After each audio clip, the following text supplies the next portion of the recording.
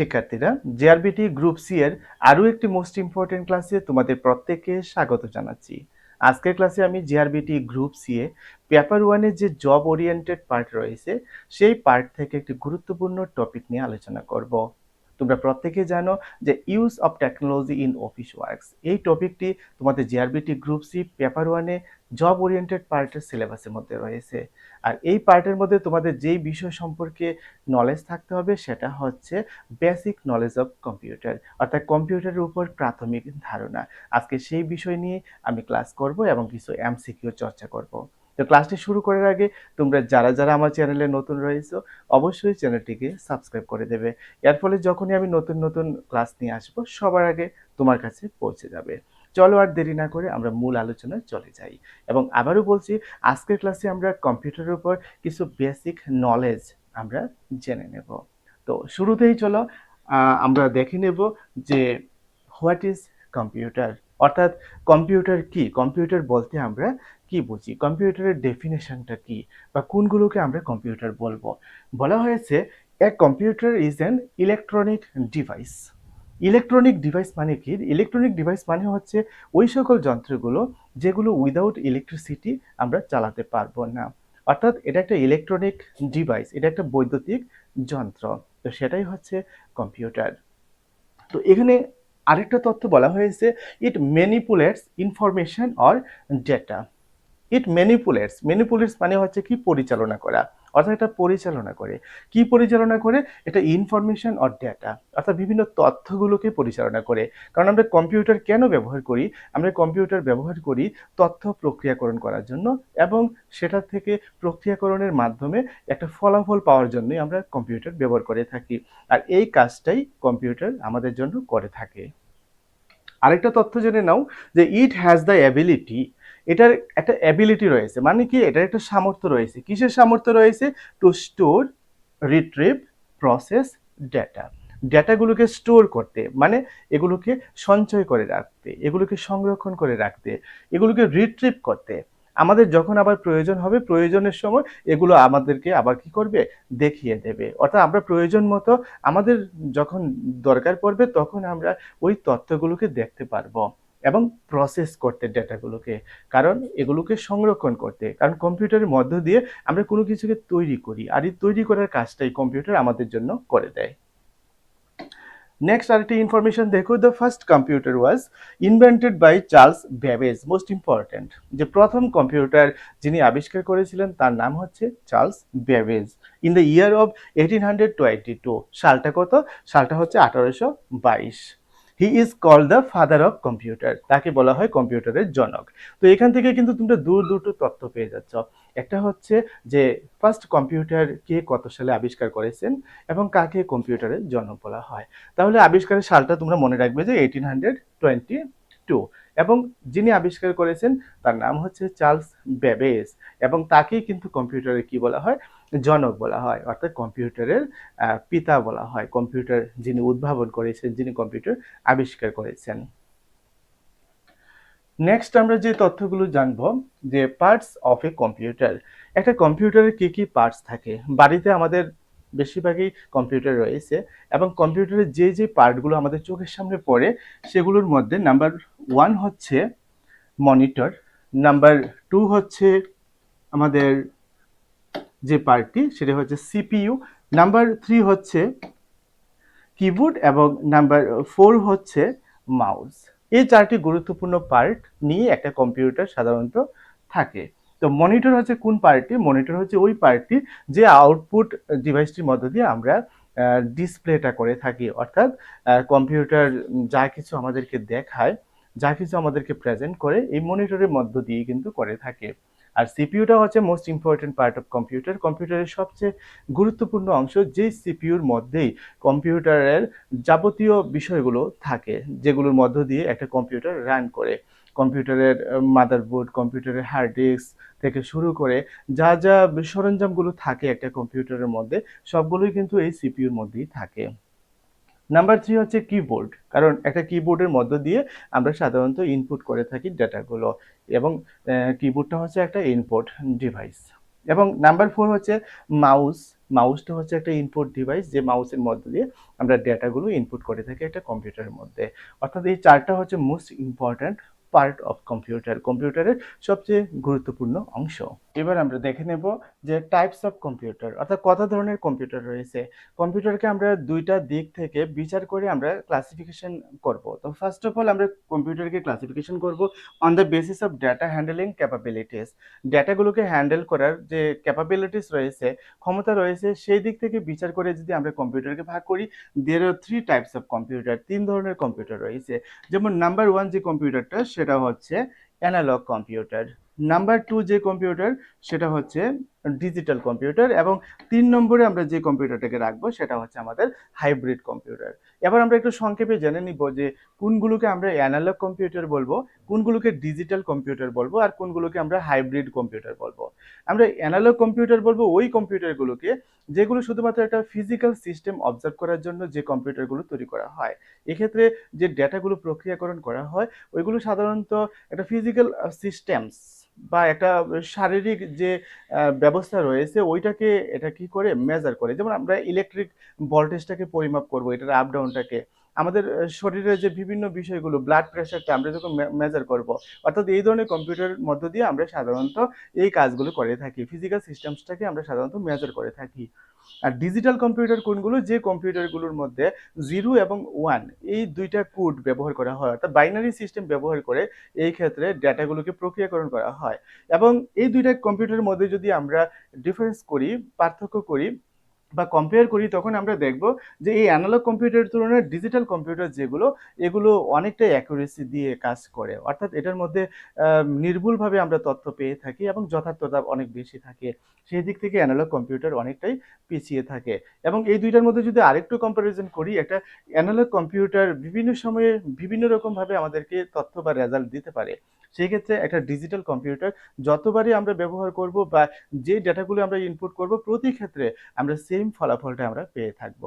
আর বর্তমানে যে hybrid computer যেগুলো ব্যবহার করা হচ্ছে সেগুলোর মধ্যে ডিজিটাল অ্যান্ড অ্যানালগ এই 2টা কম্পিউটারের যে ফিচার রয়েছে ওই ফিচার্সগুলো একসাথে ব্যবহার করে এই হাইব্রিড কম্পিউটারগুলো তৈরি করা হয়েছে। অর্থাৎ প্রথমত আমরা অ্যানালগ কম্পিউটারের কথা দেখব, দ্বিতীয়ত দেখব ডিজিটাল কম্পিউটার, এবং অ্যানালগ এবং ডিজিটালের মধ্যে একটা পুরোপুরি একটা ডিফারেন্স রয়েছে, এবং সেই দিক থেকে কিন্তু অ্যানালগ থেকে ডিজিটাল কম্পিউটারটা এক ধাপ এগিয়ে রয়েছে। কারণ এই ক্ষেত্রে আমরা তথ্যগুলো নির্ভুলভাবে যথার্থভাবে আমরা পেয়ে থাকি। আর হাইব্রিড কম্পিউটারটা কি হবে, এটার মধ্যে ডিজিটাল এবং অ্যানালগ এই 2টার বৈশিষ্ট্য একসাথে কাজ করবে বা একসাথে থাকবে, সেটাই হবে হাইব্রিড কম্পিউটার। আশা করি বুঝতে পেরেছো। এবার চলো আমরা কম্পিউটারকে ক্লাসিফিকেশন করব যে on the basis of size, অর্থাৎ তার যে আকার বা আকৃতি বা সাইজের উপর ভিত্তি করে দেয়ার আর 5 টাইপস অফ কম্পিউটার, 5 ধরনের কম্পিউটার রয়েছে।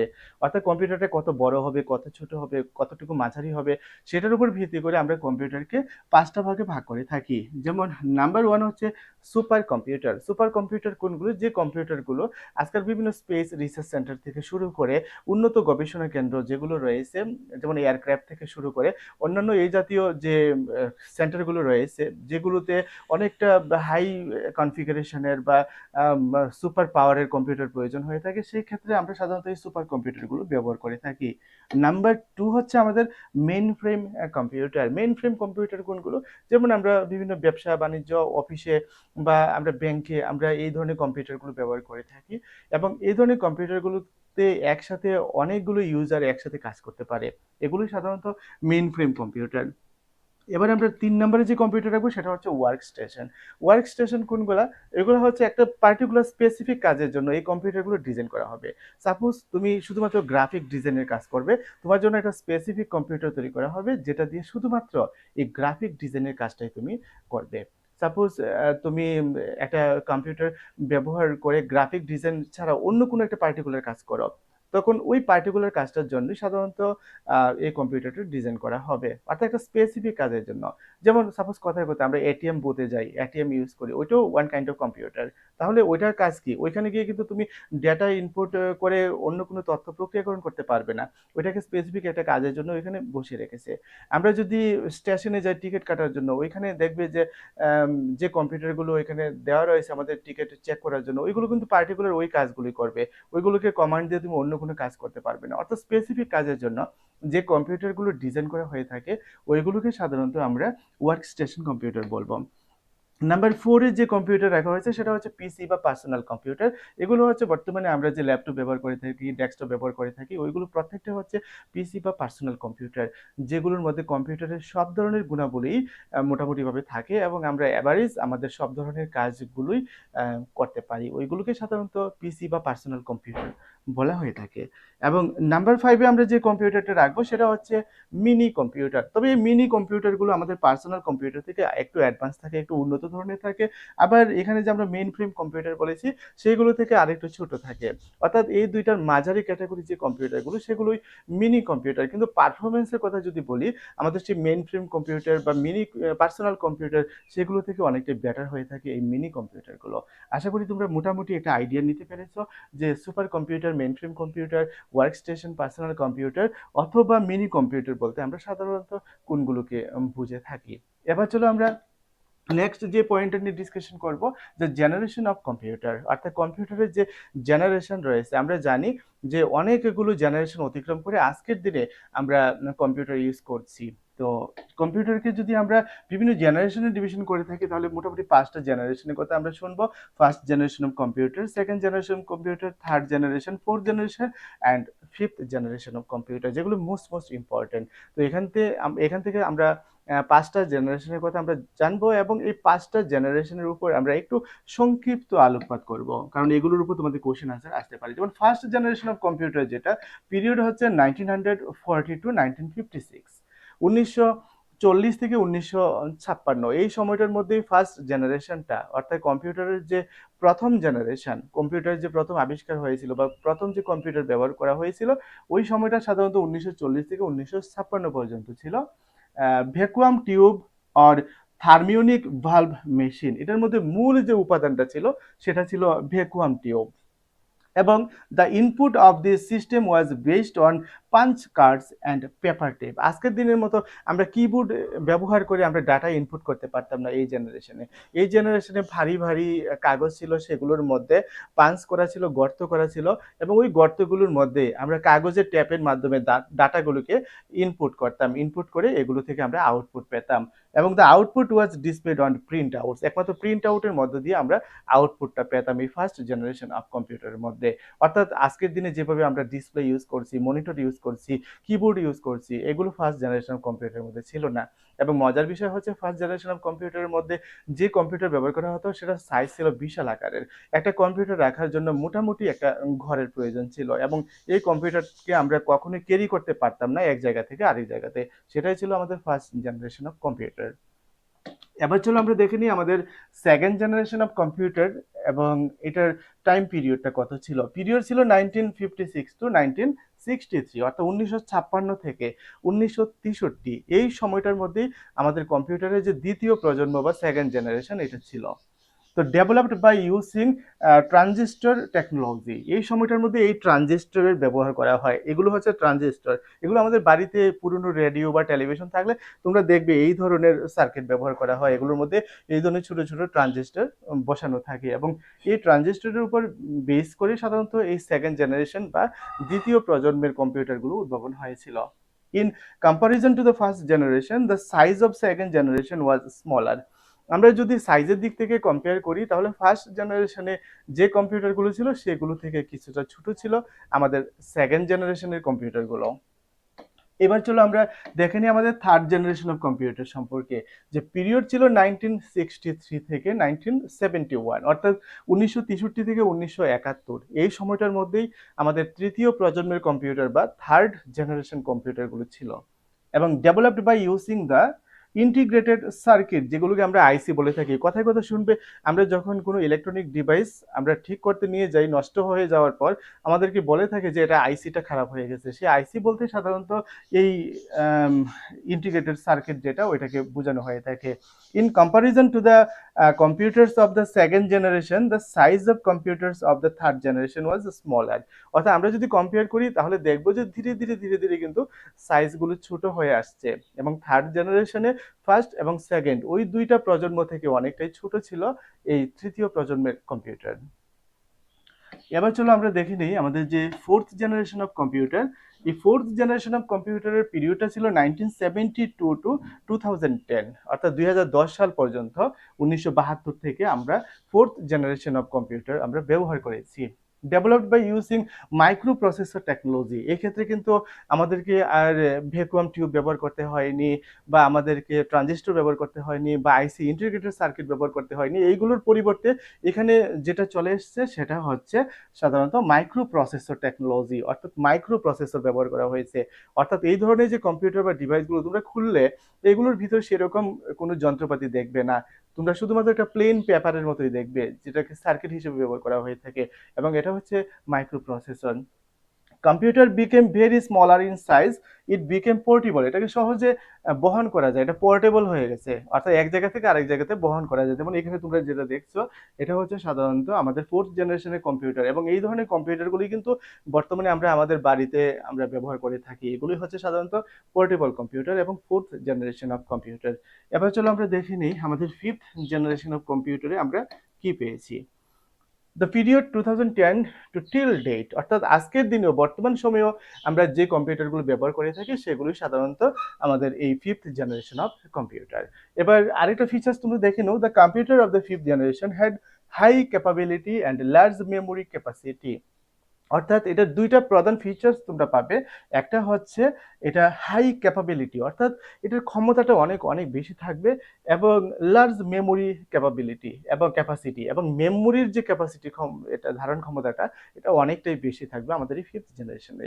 অর্থাৎ আমরা বর্তমানে যেই কম্পিউটারগুলো ব্যবহার করছি সেটা হচ্ছে আমাদের ফিফথ জেনারেশন কম্পিউটার। এবার আমরা জেনে নেব ক্যারেক্টারিস্টিক্স অফ কম্পিউটার, অর্থাৎ একটা কম্পিউটারে কি কি বৈশিষ্ট্য রয়েছে, এগুলোর উপর আমাদের এমসিকিউ আসতে পারে, সুতরাং এই তথ্যগুলো আমাদের জানা প্রয়োজন। যেমন একটা কম্পিউটারের যে বিভিন্ন বৈশিষ্ট্য তার মধ্যে নাম্বার ওয়ান হচ্ছে স্পিড। স্পিডের প্রসঙ্গে বলা হয়েছে, a computer works with much higher speed and accuracy compare to humans while performing mathematical calculations. যখন কোনো গাণিতিক গণনা করা হয় সেই ক্ষেত্রে একটা কম্পিউটার আমরা যদি একটা মানুষের সাথে কম্পেয়ার করি তাহলে অনেক দ্রুত কাজ করবে এবং অনেকটা অ্যাকুরেসি নিয়ে কাজ করবে। অর্থাৎ আমরা যখন নিজেরা হাতে কলমে কোনো একটা ক্যালকুলেশন করতে যাব সেক্ষেত্রে সেটা নির্ভুল যে হবে সেটা কিন্তু আমরা বলতে পারবো না, ভুল হতে পারে, কিন্তু কম্পিউটার কিন্তু সেটা নির্ভুলভাবে আমাদের করে দেবে এবং অনেকটা স্পিডে আমাদেরকে করে দেবে। The time taken by computers for their operations is microseconds and nanoseconds. Microseconds আর ন্যানো সেকেন্ডস, আমরা সেকেন্ডকে যদি ভাগ করে ছোট ছোট করি সেটা হবে মাইক্রোসেকেন্ডস, এবার সেই মাইক্রোসেকেন্ডসকে যদি আরো ছোট করি সেটা হয়ে যাবে ন্যানো সেকেন্ডস। এত অল্প সময়ের মধ্যে কম্পিউটার আমাদেরকে একটা কাজ করে দেবে যেটা মানুষের পক্ষে কখনোই সম্ভব নয়, আর এটাই হচ্ছে কম্পিউটারের স্পিড। সুতরাং স্পিডটাই হচ্ছে কম্পিউটারের প্রধান ফিচার বা বৈশিষ্ট্য। নেক্সট যে বৈশিষ্ট্যের কথা বলা হয়েছে সেটা হচ্ছে অ্যাকুরেসি। অ্যাকুরেসি ব্যাপারটা কি, computers perform calculations with 100% accuracy. Computer আমাদের যে রেজাল্ট দেবে সেই রেজাল্ট কখনো ভুল হতে পারে না, এটাই হচ্ছে অ্যাকুরেসি।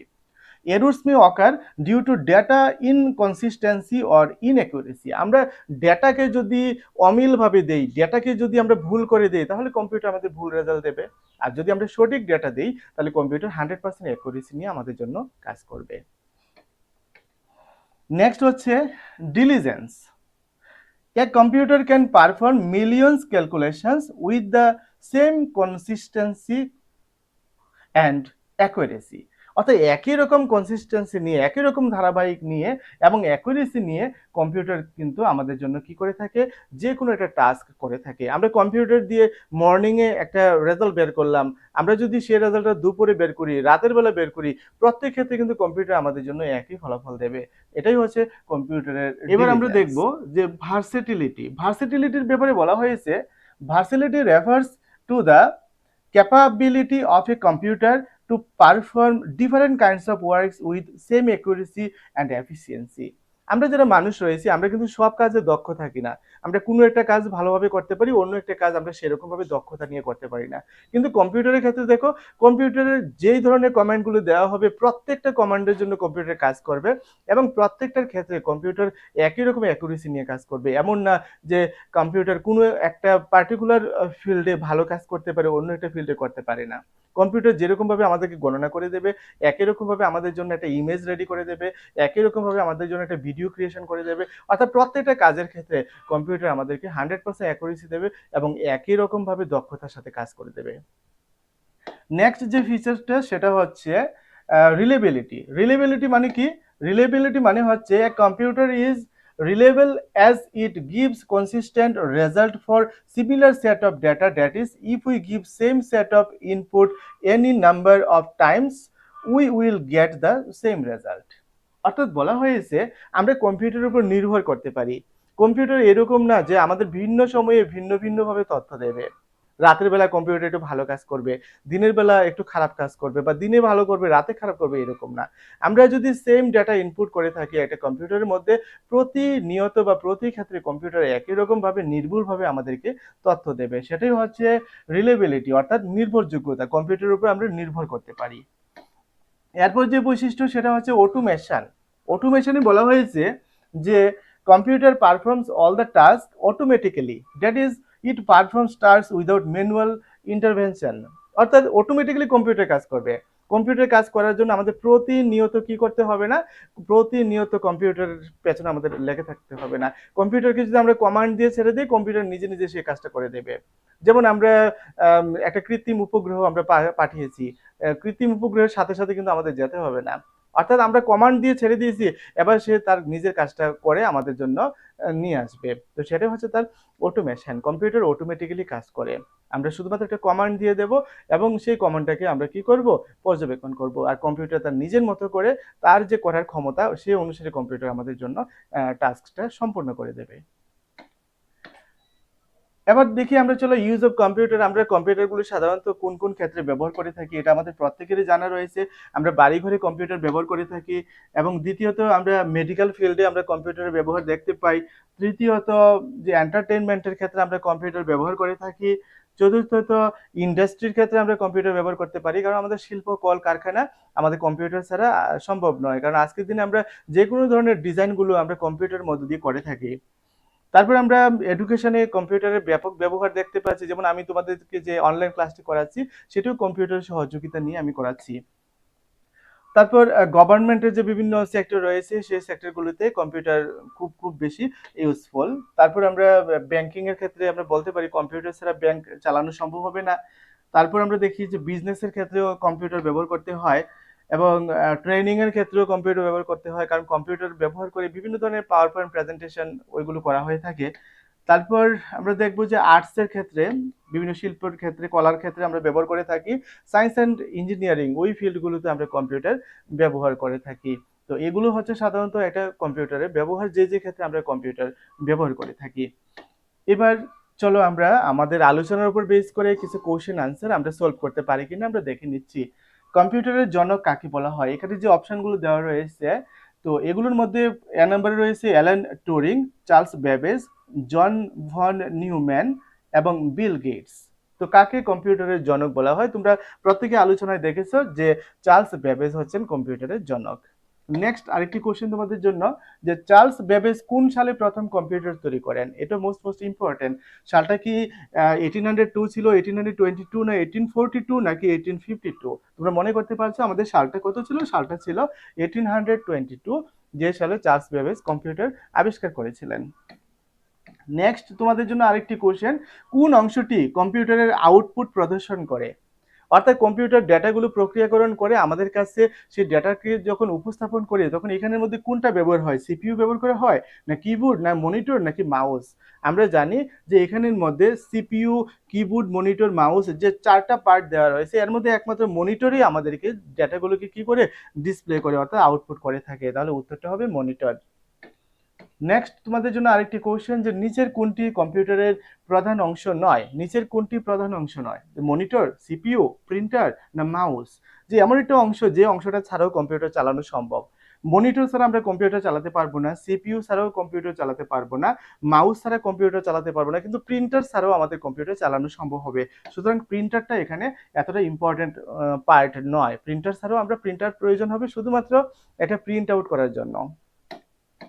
নেক্সট আরেকটি কোশ্চেন, কোন ধরনের কম্পিউটার উভয় অ্যানালগ এবং ডিজিটাল ডেটা হ্যান্ডেল করে। আমরা অ্যানালগ কম্পিউটার, ডিজিটাল কম্পিউটার, তারপর হাইব্রিড কম্পিউটার পড়েছিলাম এবং দেখেছিলাম যে হাইব্রিড কম্পিউটার হচ্ছে এমন একটা কম্পিউটার যেখানে অ্যানালগ এবং ডিজিটাল এই দুইটার ফিচার একসাথে কাজ করে। সুতরাং অ্যান্সারটা কোনটা হবে? অ্যান্সারটা হবে আমাদের hybrid computer. Next, data handling ক্ষমতার ভিত্তিতে কয় ধরনের কম্পিউটার আছে? ডেটাগুলোকে হ্যান্ডেল করার ক্ষমতার ভিত্তিতে 2 ধরনের, না 3, নাকি 4, নাকি 5? যখন ডেটা হ্যান্ডেল করবে সেই ক্ষেত্রে আমরা কম্পিউটারকে 3টা ভাগে ভাগ করে থাকি। নেক্সট, তোমাদের জন্য আরেকটা কোশ্চেন, যে কম্পিউটার কয়টি প্রজন্মে বিভক্ত, কয়টা জেনারেশন কম্পিউটার রয়েছে? সেটা আমরা আমাদের আলোচনাতে দেখেছি যে একটা কম্পিউটারে 5টি জেনারেশন রয়েছে। নেক্সট, প্রথম প্রজন্মের কম্পিউটারে কোন উপাদান ব্যবহৃত হতো? ফার্স্ট জেনারেশন কম্পিউটারের মধ্যে কি ট্রানজিস্টর ব্যবহার করা হতো, না ইন্টিগ্রেটেড সার্কিট ব্যবহার করা হতো, না ভ্যাকুয়াম টিউব, নাকি মাইক্রো প্রসেসর? তোমরা ইজিলি কিন্তু আনসারটা করতে পারছো যে প্রথম জেনারেশন কম্পিউটারে আমরা যেটা ব্যবহার করতাম সেটা ছিল ভ্যাকুয়াম টিউব। নেক্সট, তোমাদের জন্য আরেকটা কোশ্চেন, যে দ্বিতীয় প্রজন্মের কম্পিউটারে কোনটি ব্যবহৃত হতো? দ্বিতীয় প্রজন্মের কম্পিউটারের জন্য কি আমরা ভ্যাকুয়াম টিউব, না ট্রানজিস্টর, না আইসি, নাকি মাইক্রো প্রসেসর ব্যবহার করতাম? আমরা ট্রানজিস্টর ব্যবহার করতাম সেকেন্ড জেনারেশন অফ কম্পিউটারের মধ্যে, আর আইসি ব্যবহার করতাম আমরা সাধারণত থার্ড জেনারেশন অফ কম্পিউটারের মধ্যে। ফোর্থ জেনারেশনে আমরা মাইক্রো প্রসেসর ব্যবহার করতাম। নেক্সট, চতুর্থ প্রজন্ম কোন প্রযুক্তির উপর ভিত্তি করে তৈরি করে? চতুর্থ প্রজন্মে কি আমাদের ট্রানজিস্টর ছিল, না ভ্যাকুয়াম টিউব ছিল, না আইসি ছিল, না মাইক্রো প্রসেসর ছিল? আমাদের মাইক্রো প্রসেসর ছিল ফোর্থ জেনারেশন অফ কম্পিউটারের মধ্যে।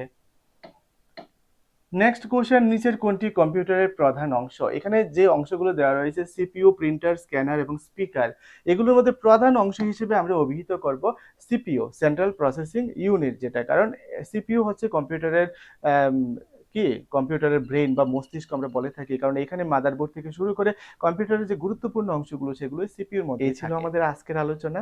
আশা করি তোমাদের জব ওরিয়েন্টেড পার্টে use of technology in office work, তার অন্তর্গত বেসিক নলেজ অফ কম্পিউটার, এটার উপর মোটামুটি তোমরা ধারণা নিতে পেরেছো। যদি ক্লাসটি ভালো লাগে অবশ্যই চ্যানেলটিকে সাবস্ক্রাইব করবে এবং বন্ধুদের মাঝে শেয়ার করবে। আর যদি আমাদের স্কুল অফ মেরিট অনলাইন প্ল্যাটফর্মে স্টাডি করতে চাও তাহলে গুগল প্লে স্টোর থেকে স্কুল অফ মেরিট মোবাইল অ্যাপ্লিকেশনটি ইনস্টল করে নেবে। বিস্তারিত জানতে কল কিংবা হোয়াটসঅ্যাপ করতে পারো স্ক্রিনে দেওয়া মোবাইল নম্বরে। আজকে এখানেই শেষ করছি, দেখা হবে অন্য একটা ক্লাসে নতুন কোনো টপিক নিয়ে।